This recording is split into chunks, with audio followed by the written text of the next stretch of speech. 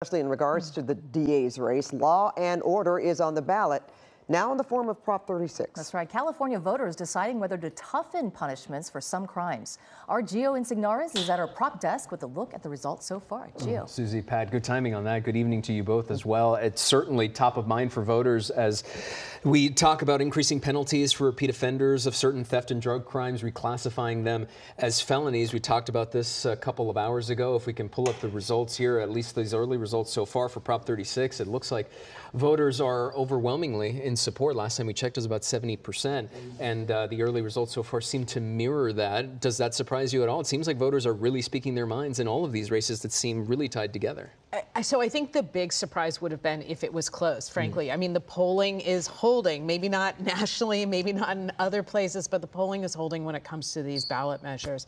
And I think that there was a perception, and we can talk about whether or not this was also based in reality. And I think for a lot of people it was, that crime has just gotten out of hand.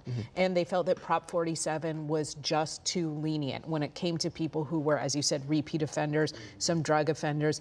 And there's comfort in saying, you know what, we need to recalibrate. For some offenders who this is not their first offense, saying that there can be a harsher penalty is something that voters support. In addition, having this kind of carrot and stick approach and saying for some drug offenses, you will go into a treatment or you will have a harsher penalty, that is also, I think, something that just voters tend to say, yes, that makes sense to me. And you saw 70% of the vote, at least these early counts coming in. So moving on from that, we'll hit a couple more before we let you go, is Prop 33 and 34, two that are intrinsically tied together. We'll start with 33, that would allow cities to expand rent control. 43% of the vote in so far, and you see it's leaning strongly toward the no side, almost 60% voting no, 40% voting yes. Are you surprised by this at all? What's your reaction? Third time a loss here. So Michael Weinstein, who is the head of AIDS Project in Los Angeles, has been the person to spearhead these measures talking about rent control, trying to expand the ability of cities and counties to implement rent control.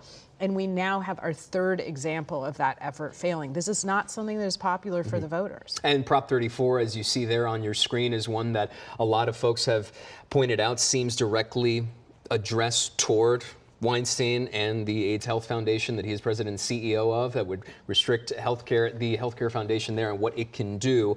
Very tight right now, those early numbers, so a lot to keep an eye on as the rest of the evening goes on. Susie, Pat, I'll send it over to you for now. All right, Gio and Jessica, thank you so much.